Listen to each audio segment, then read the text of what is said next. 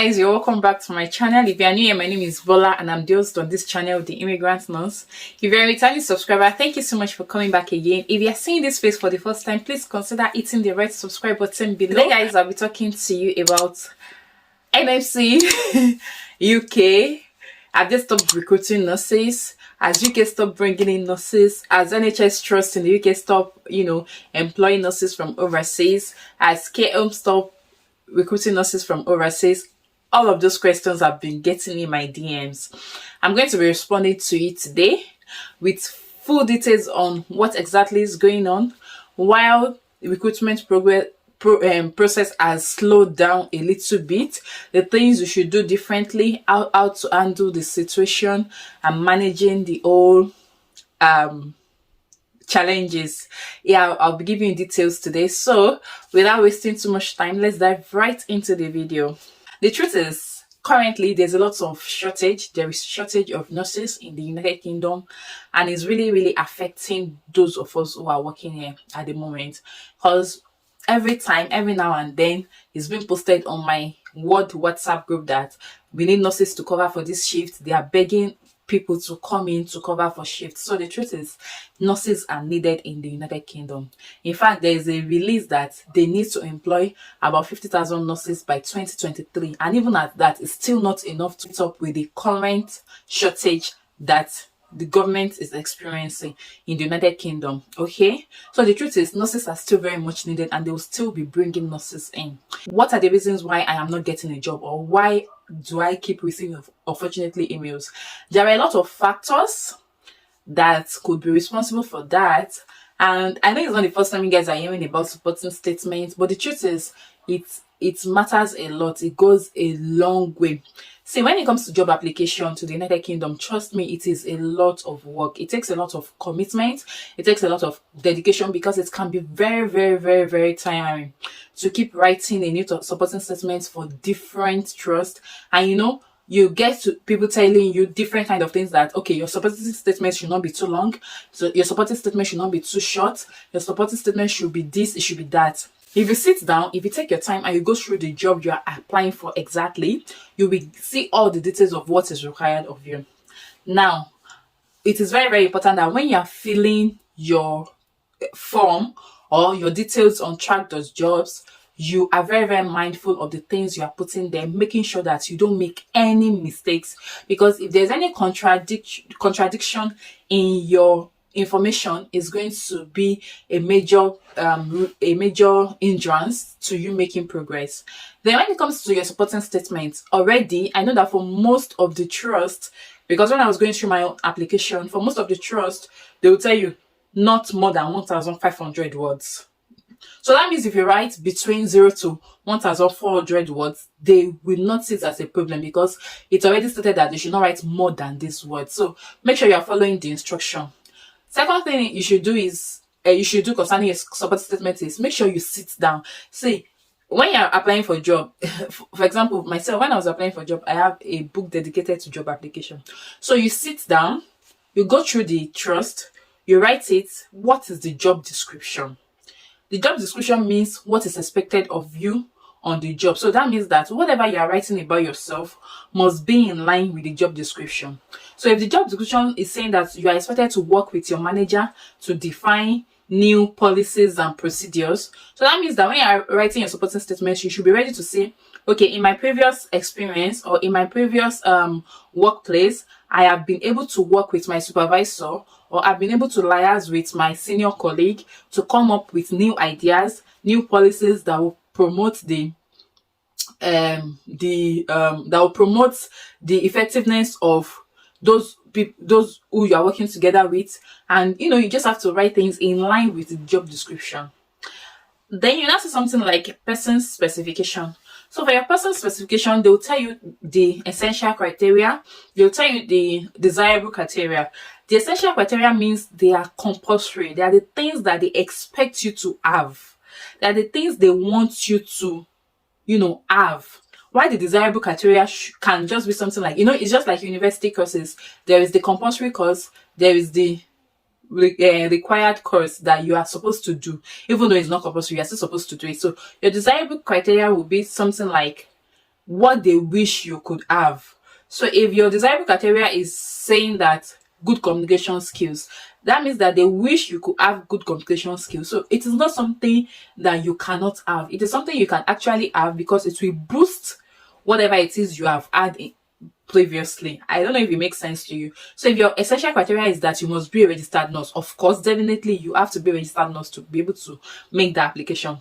Then your desirable criteria should be that, okay, they want you to have good communication skills. So when you are writing, you have to write that, okay, I have been told severally that my ability to communicate in clear and effective manner has really helped to, solve problems and sort out differences between, you just have to channel all of those things into your application. So when you're writing 1,500 words, you're not writing to tell them that you graduated from so school. You have already inserted it in that part where they ask for your education qualification. Okay, so you're not coming back to tell them that you've graduated from so school. That's not what they're asking you about. They're asking you about what should support your person, what you can say about yourself that will make them know that you are fit for that job. That is what they want to know. They don't want to know whether you have passed CBT, because the truth is you have passed CBT. That's why you can make progress to that point of, applying for jobs. So you should first of all sell yourself. So once you're done selling yourself, you can now tell them at the end of the supporting statement that, in conclusion, having passed my English language requirement test, in brackets IELTS or OET, whichever you've done, and the computer-based exam for test of competence part 1, I believe that I am suitable enough to, that is when you can now, okay, at the end of everything, you can now insert it that, okay, I've done what is required of me. I've passed IELTS, I've passed CBT, and I think that it will be of great benefit to bring in my expertise in, working with your trust, and, just put the right words and let them read and be convinced that, okay, this person we are bringing in, that we are spending all the money on, is worth it. That's the thing. Another reason why I think that a lot of people are not getting job at the moment is, see, this is like an insider information, and I'm not even supposed to be telling you on this platform, but I think it is going to be beneficial. It's going to give you guys a lot of clarity on what exactly is going on. At the moment, a lot of people who had come in since June, July are just writing their OSCE. So a lot of trust recruited early this year, and they've brought in a lot of people, and it's been very, very difficult for them to get a placement for OSCE dates, which is one of the reasons why some trusts have decided to stop recruiting, or they decided to, postpone the recruitment till next year. Let them clear the backlogs of people who are coming in and are yet to write OSCE, because the truth is your trust is bringing you in, but you're not coming in to become a liability to them. The maximum any trust can do, let's say that the trust is so kind, they are so lovely, they are so sweet, the maximum they can do, don't forget that this thing is also a business for them. It is a business. They are running an hospital, and they are paying a lot of money for different things in the hospital. So bringing you in, they are spending money, and the plan is when they bring you in, they help you to settle. You should be able to, do the job, which is the reason why they have brought you in. So it will not make any sense that they brought you in and 6 months you are still waiting to write OSCE. That is not the idea. So the maximum any trust will do is, let's say, 3 months, because they will bring you in, they will give you accommodation, they will make you comfortable, they will train you, they will try to get you an OSCE date. Okay, so the maximum interest we want to do to go through all those processes before you are able to get on your feet and work for them will be 3 months. So there's no point bringing people in to the country and 6 months they are yet to write OSCE. It affects a lot of things. It affects those of us who are even working. It affects the job on the ward. It affects the effective care provided to patients, because imagine there are more registered nurses. They're able to provide more care. They're able to do much more than they would have done if they were just in band 3 or band 4 level. I hope you understand. So what is happening exactly is the backlog of OSCE dates is being taken care of. Once people are able to write OSCE, regardless of the fact that there are now 2 new OSCE centers, still the number of people waiting to write OSCE is a lot. Like, I know people who came in July and they were able to get OSCE dates for November. Imagine, July, August, September, October, November. Meanwhile, when I came in last year, I wrote my OSCE the following month. By October, I already had my PIN. Do you understand? So there's a lot of backlogs on ground that needs to be cleared.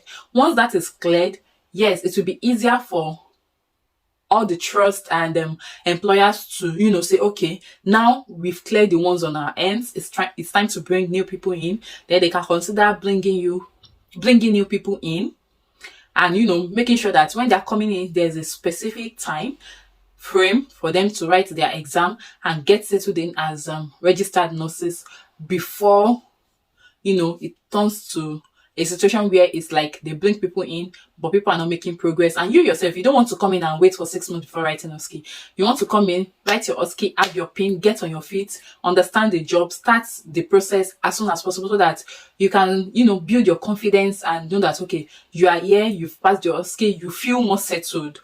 Because that's the truth. If you've not written your OSCE, you don't feel really settled. So you want to come in, do whatever you need to do on time so that you can feel more settled and you can plan your life that, okay, now that I have become a UK RN, what's next? What am I doing? Okay, I need to understand, okay, finish my preceptorship. After my preceptorship, what next? Gain more experience, apply for Band 6, or travel, relocate to another country, or let me make progress with my career. I should start a master's, or I want to start a family, or, a lot of things seems to be dependent on all these little factors that we may not really be thinking about, okay? So those are some of the reasons why some people have gotten interview invites, but they've not been brought into the country. Some people are yet to get interview invite. They've been getting, unfortunately, emails. Then another thing I would say is, don't just limit yourself to track.jobs and NHS jobs. Apply using CodeMail. And what I mean by that is, apply directly to the hospitals. I've been sharing on the Instagram page. If you're not following me on Instagram, I don't know what to say, because I share a lot of information on that page. So I've been sharing on Instagram page some hospitals that are currently recruiting.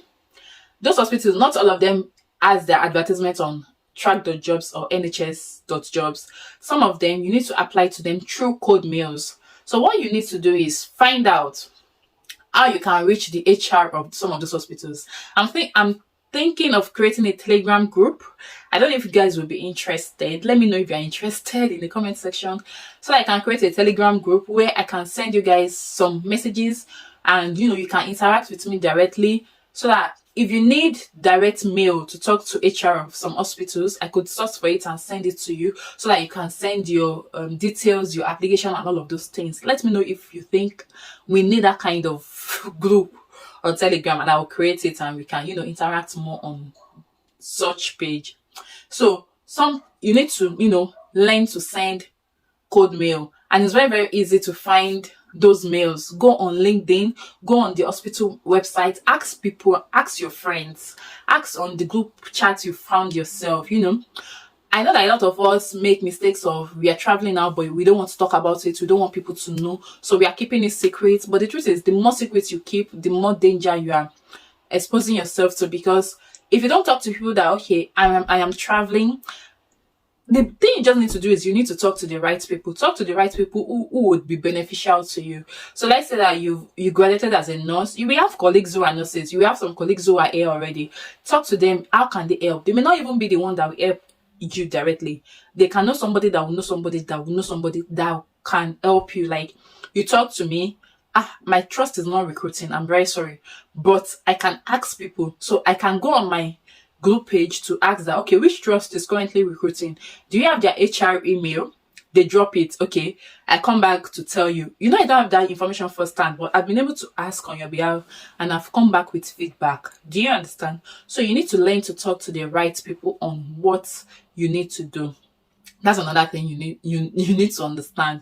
Okay, if you've not created notification on track.jobs for vacancies on international nurses jobs, please go to your track.jobs and turn on your notification so that you will always get an email notification every week. Even though I'm in the UK, every week I still get notification on jobs available for international nurses or jobs available for overseas nurses. So go there, turn on your email notification so that you always get that update and you can be the first to apply. Because that's another thing about this. If there's an application, you are not the only one looking forward to making an application. So if you are getting an email notification, make sure you apply as soon as you get that email notification. It is mostly a first come first serve basis, aside from the fact that your supporting statement and your details has to be good enough for them to consider you for an interview. But you also have to do a first come first serve basis. Don't wait till the application is about to close before you submit. So let's say that an application is out today and it's closing 30th of September. You're now waiting till 29th of September before you submit. Whereas there are hundreds of applications that had gone through between when it was released and that last day of the application. So don't wait till the last day of the application before you apply. Apply as soon as you get the notification, making sure that all your details and everything you enter is good enough to convince them that you are suitable to be considered for an interview. Okay, I hope this has helped one or two people, if not more. Okay, and it has provided clarity and giving you an idea of what exactly is going on. And please don't quote me anywhere. I am not an immigration consultant. I am not an immigration specialist. I am just here providing help and giving information. So please don't go and quote me that one lady on YouTube said this. I will deny you. Don't quote me anywhere. I have just come to give you an idea of what is going on, and maybe this will at least give you some peace of mind and help you to redirect the whole thing in a different way. Okay, so let me know if you are finding this video helpful. Let me know in the comment section. If you are yet to give it a like, give it a thumbs up, like the video, and don't forget to hit the subscribe button so that as much as I bring more information, you will always get the notification and watch the video. And if you know one or two people who are still in this process and this video might be helpful for them, do well to share the video with them. Okay, share the video with them, let them know, let them have an idea. And I wish you all the best, and I look forward to seeing you in the UK very, very soon. I'll catch you guys in the next video. Till then, stay safe and stay blessed. Bye.